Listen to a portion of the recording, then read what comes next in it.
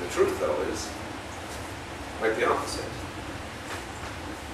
Ask any economist, and they'll tell you that we've known for years that we couldn't continue the way that we were doing. Take any housewife who balances a checkbook, and if there's a deficit every month, we realize we got to change something. Well, as a collective consciousness, it takes a country maybe a little longer to catch on. But just like inside of our personal checkbooks, we can say, well, gosh, guess I need to change a couple things. I either need to change what I'm spending or I need to change what I'm making. But at the end of the day, I just need to change the rules. But when we feel like the rules are being imposed on us, it can be a really squishing feeling, a feeling of lack. What we're talking about today is a shift of consciousness, is not allowing others to think for you, not allowing others to tell you what's going on in the world. Instead, you stand up and say, this is the world I'm choosing to create. This is the world I'm choosing to co-create with you and with you and with you. And together, we can co-create something completely different than what the news is talking about. Imagine the tail wagging the dog. Doesn't even look right. Doesn't even look right. But on some level, it's easy to buy into that illusion because we give our power to that illusion. Instead, we can take our power back into ourselves and be the dog just wagging the tail. We're all connected. If you want this church to change, if you want this minister to change, if you want this meditation to change, if you want this skit to change, if you want this room to change, you have the ability to do that because it's as much yours as it is ours. And you have the ability to change it.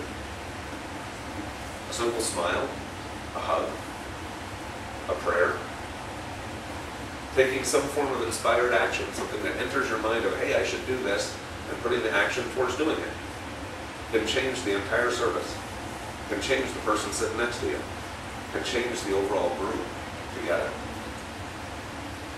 This is just a microcosm of our whole country, of our whole world. If we want something to be even better, if we want something to change, we have the power to change it. As we talked about in a couple weeks ago service, creators create creators. Dogs don't give birth to a chicken. God created little creators. And we have that divine spark inside us, and because we have that divine spark, all things are limitless. As I was writing this week's skit, I almost laughed when I wrote the line, God is more powerful than the government. Well, of course, that's just silly. But somehow we give all this power to the government and all this power to the news that's being reported, as if God is this bystander who's watching Fox News with us, who's watching MSNBC, going, no kidding, that's what they're doing? Yeah, right. When we look at the tools that we talk about, the power of manifestation, when we watch movies like The Secret, when we watch movies like The Moses Code with the I am that I am, we realize that the things that we want often require change.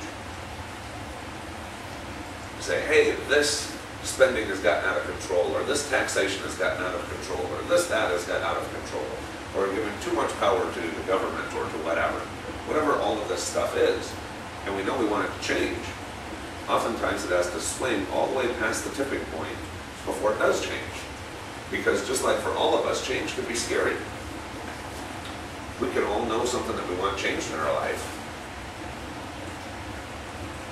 but do we actually change it? Sometimes change is scary. And sometimes the way that we have somehow co-created this reality, we have to make change less scary than the consequence. Right? How often do we say, hey, you know, I need to get more sleep or less sleep or more meditation time or lose weight or change a diet or do whatever. Yeah, I'd sure like to do that. I'd sure like to do that. And then at some point we go see a doctor or a psychologist or somebody who we give our power to, somebody that we respect who says, now, you need to make more time for sleep. You're too stressed. You need to change your diet. You need to get more rest. You need to whatever. Or else something bad is going to happen. We go, oh, since something bad's going to happen, then I'm actually going to change it now, because I don't want the bad thing to happen, so I'm going to change it. I'm going to do this now. Right? As a country, we're no different. As a congregation, we're no different. As individual people, we're no different. We create it when we choose to create it. There's a Native American man, a medicine man, that was talking to a young boy. And he was telling the young boy, he said, inside of yourself there are two wolves. One is love, and one is fear, and they're in constant battle. And the little boy looks at the medicine man and he says, but medicine man, which one wins? The medicine man looked back and said, whichever one you feed. Which wolf are we feeding inside? Are we buying into and feeding the wolf of fear and making it stronger to where it can overpower the hope, the love? Or can we take that meal away and instead give it to the love wolf, the one inside, and let it get bigger and stronger to where it dwarfs the little wolf of fear? I believe we can. Oftentimes we get so caught up in something that we lose ourselves. It's like being in the ocean and getting caught in that undertow. You just don't know which way's up. In that moment of being caught up in it, it's tough to do much. But when we stop, land our feet on the ground, stand up, and breathe, then we can start making choices. Okay, I want to go this way, I want to go that way, whatever it is.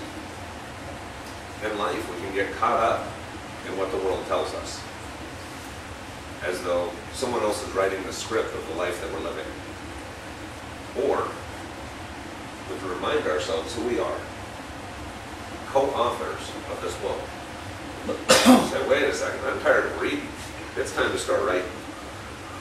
It's time to start co-authoring, co-creating this book that I'm living.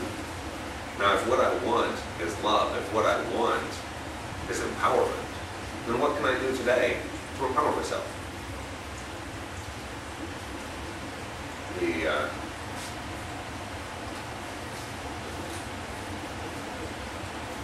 The world knows only two tragedies. One is not getting what one wants, and the other is getting it.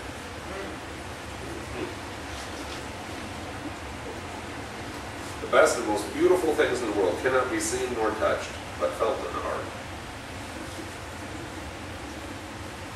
Life is what we make it. It always has been. It always will be. One of the other quotes that Mary found was, what was that one? Those who make a difference, a real difference, are too busy to actually count it or something. What was that? Oh, those things are, those that focus on the things that count are, It was really good. I thought it was going to be on the front cover, and it wasn't. But, oh, now she's thinking, what is it? What is it? The most successful people on the planet have a basic moniker that says, I focus 95% on the solution and only 5% on the problem. The rest of us think, I'm going to talk about the problem 95% of the time and I'll give the solution about 5% of my energy. All we're doing is just switching the way the pendulum is swinging. When you look around in your life, if you see something that you want better, know that you have the power to make it better. The power to make it better.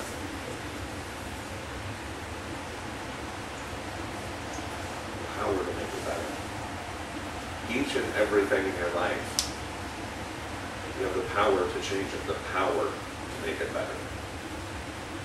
This is just a microcosm of the macrocosm. This is a small cross-section of a quilt that is America, right here inside of our church.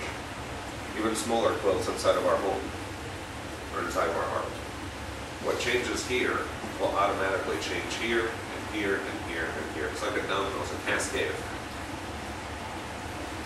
By simply choosing which wolf we're going to feed.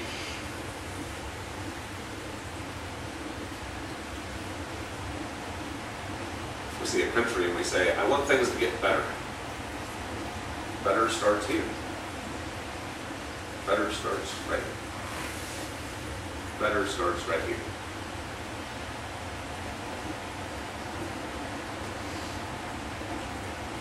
We aren't defeated. We're inspired. We're empowered. We know that today we have choices. And because we have choices, we have the ability to change internally and externally the world that we're co-creating. Oftentimes we wait. We're waiting for the world to show us something. And if we don't like what it shows us, then we just go hide for a while. And then we come back out and say, have you changed? Not anything different yet? Nope. Okay. But instead it's just the opposite. If we look out there, we say, hey, there's something that I don't like. We say, cool, what can I do to change it? You change the world, the room, just by showing up. By which you shows up. We change the world the same way. We change the world the same way. Plugged in to God. Plugged in to each other. And as we begin to focus on the solution instead of the problem, we find that the timing is perfect. Like in the skit, there were more millionaires created during the Great Depression than any other time in U.S. history. So when the majority of the people were focused on the problem instead of the solution, there were a select group of folks who focused on the solution rather than the problem. And they benefited. And as they benefited, they had more than they needed. Their cup overflowed, where they could help more and more and more people, and that's what swung that around. Why the Depression just didn't get worse and worse and worse and worse. It got here, and then it went, hey, look at this. And ushered in the greatest time of prosperity in U.S. history. I believe that I'm looking at a room of millionaires. Very shortly, that may be 100% actual. There are things going on in the world right now that may turn this entire room and every person in every chair into a millionaire. Not just a history book like in 1930s, but in right now. Now, as right now, if this event had happened and we were all millionaires sitting in this chair, how differently would we feel? How differently would our faces look? Would we be feeling like we could actually do something about it, or would we feel like, yep, that'd be nice. That'd be nice on someday.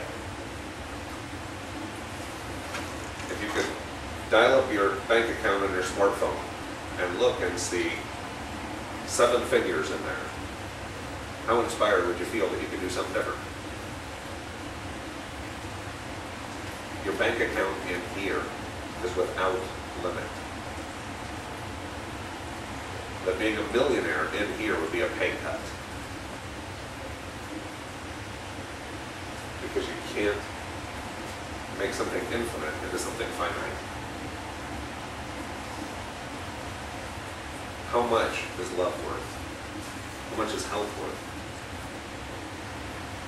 The richest man in the world would pay how much for an extra week? Or an extra month? You have lots of weeks, lots of months, lots of years that are priceless. The ability to make miracles each and every day. And I believe you can, because when I look at you and I see your real value. Your real value. And it's awe-inspiring. I invite you to look inside and see it too.